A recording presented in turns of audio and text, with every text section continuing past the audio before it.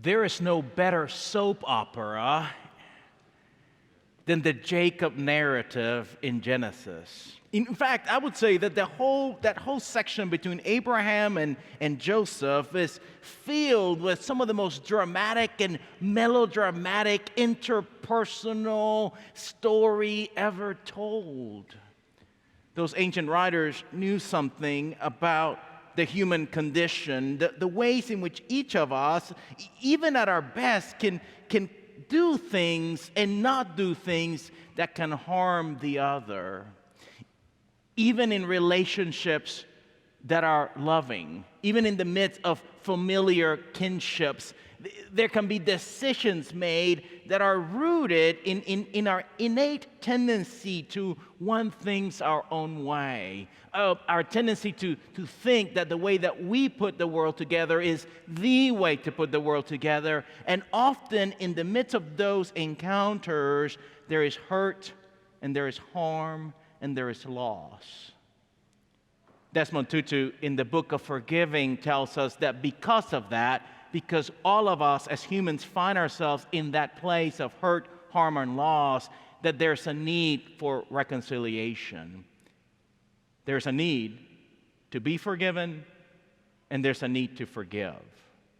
He tells us that forgiveness is not a point in time, but it's a process, and so we choose whether we enter such a process. Tutu also reminds us to beware, because if we don't choose to enter a process of healing, the opposite is a continual cycle of violence, hurt, and harm to ourselves and to the other. You don't have to watch the news or read the newspaper to know that that happens so often in our world. You hit me, I hit you back. You harm me in this way, I harm you in that way. Nation states do it, individuals do it, communities do it, tribal groups do it. And so we indeed need forgiveness. No wonder Jesus told us that when we pray, we should pray like this. Forgive our debts as we forgive our debtors. And so Tutu reminds us that there's a process that can help us attain a place of reconciliation. And that process begins with telling the story of what has happened, the dignity violation that has taken place, the harm that has come our way. And we need to create spaces where the story can be told, where we can hear each other's stories. But the second step is a more difficult one. It's not just enough to tell the story. We must name the actual harm that's been done. If we have been the ones whose dignity has been violated, we must be clear and crisp and specific about the ways that the action or inaction of the other has hurt, harmed, or cost us loss. If we have been the ones who have been the perpetrators of such dignity violation, then we must be willing to listen attentively to the way our actions or inaction have had a consequence in that other human before us. And there is the difficulty, isn't it? That we so often don't want to hear the reality of the hurt and harm that we cause. We rather, close our ears to it and just move on. In fact, there's a whole language in our culture that says, oh, just move on, just let it go. About 10 years ago, I was pastoring in this congregation that was growing among young adults. And so we decided it was time for a new Sunday school class of young adults. And so we were wondering where to put such a class, and we found a classroom that had been a working classroom about 30 years before, but over time have become a storage closet. Now, listen, folks, this happens in church all the time, classrooms becoming storage closets, and so it have become a storage closet. And so we said we need to prepare this space to receive adults in it. Well, recently this man at the church had retired. He'd been a petrochemical engineer in town, and he was excited to retire, but felt like he needed some projects. And so he had been volunteering at the church with those projects. And now every congregation has groupies that volunteer often, and you get to know. So he wanted to tackle this classroom. Now, I don't know if you are an engineer or know an engineer, but he was very particular about the way he was going to approach said project. And he gave me a 27-point bullet list of the process through which this project will be managed. And of the 27 points, there were 22 points that I had to care for myself. So I took the list and nodded and said, "Oh, thank you so much for helping us with this project." And he had a timeline. He would return 2.5 weeks from that moment with paint and with primer and with brushes and with cleaning supplies in order to get the classroom ready. Well, it's no surprise that I'm no engineer.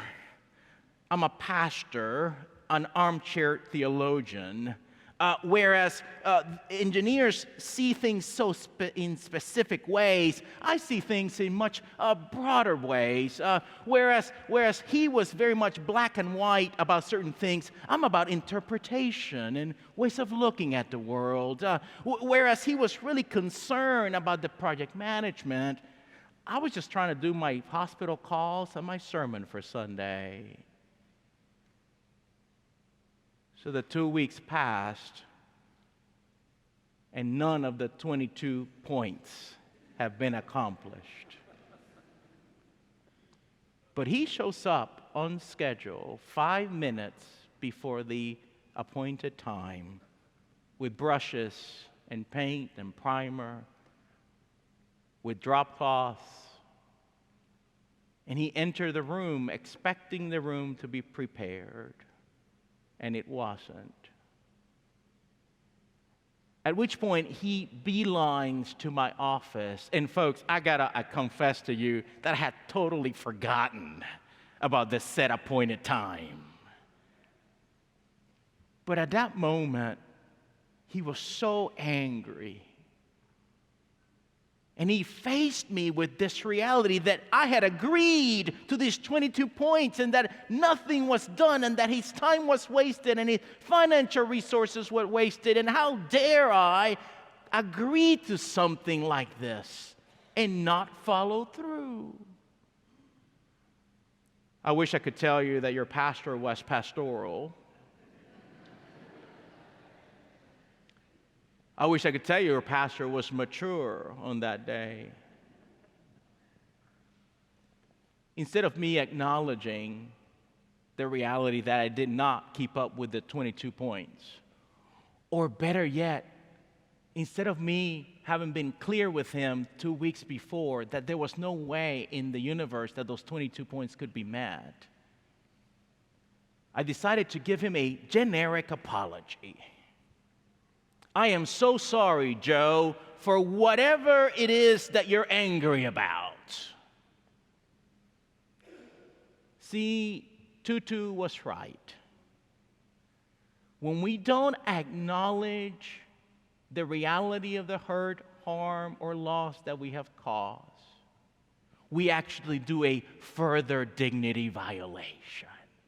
When we don't take seriously the way our actions have certain consequences, we indeed create a larger problem. When we don't face the reality that we're human and that we mess up and that our actions have consequences to that other, we indeed continue a cycle that we do not want to continue. So what do you think his response was on that day? It was a long 24 hours. And the next day, I picked up the phone. I was still angry, and so was he. But in that moment, he did something that surprised me. He said, Pastor Juan Carlos, I shouldn't have yelled at you yesterday. I am so sorry. And it was that moment of dignity affirmation. It was that honest moment of vulnerability and humanity that began a process that took a while, but began a process where forgiveness and reconciliation could find a home. So, people of God, I'm wondering, what does it look like for us to create spaces where we can hear one another with love about the ways that our actions or inactions have affected the other? What are the ways that we as a community acknowledge the reality that our behavior at times is not best and can create more problems than solutions? How can we create a space where people feel safe in this community, acknowledging their humanity and the ways in which they too can be part of a problem? How can we a place that creates a seedbed for forgiveness and reconciliation to find its way so that we can indeed say each and every Sunday, forgive our debts like we forgive our debtors? It begins with the tough work of naming harm, the hard work of recognition, the gritty work of the ways we humans can be tough on one another. And once we do that in those large ways, then as Dr. Keck will speak to us in just a second, the smaller moments of forgiveness can happen much more easily. Are we willing to go on the journey together? Are we willing to create space? I think we are. It could be that forgiveness is around the corner.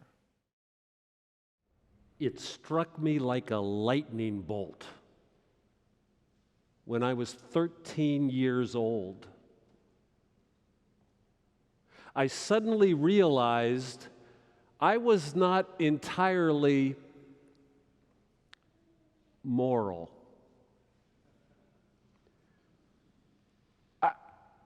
I had thought up to that point, I'm a good person. I know this sounds kind of ridiculous, but I thought I've got a totally good heart.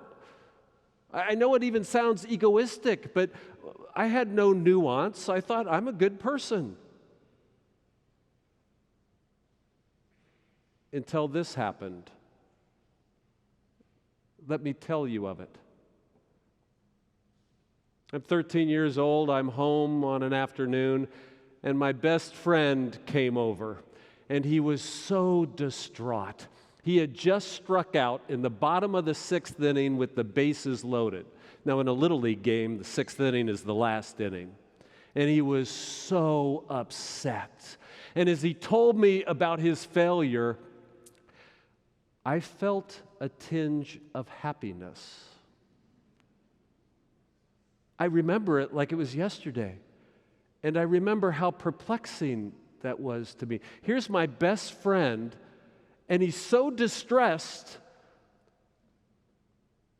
and I could feel a little rise of pleasure in me. What did that mean? Now, my best friend and I, we competed about everything, right? I mean, everything. In baseball, football, basketball, that was the holy trinity of my generation. We didn't even know what soccer was. I know that's hard to believe. But we competed, he and I. We were always trying to get a leg up on one another. It was constant competition. But I wasn't in that game. And yet something within me still felt some happiness at his failure, like maybe it gave me a step up. What is that about?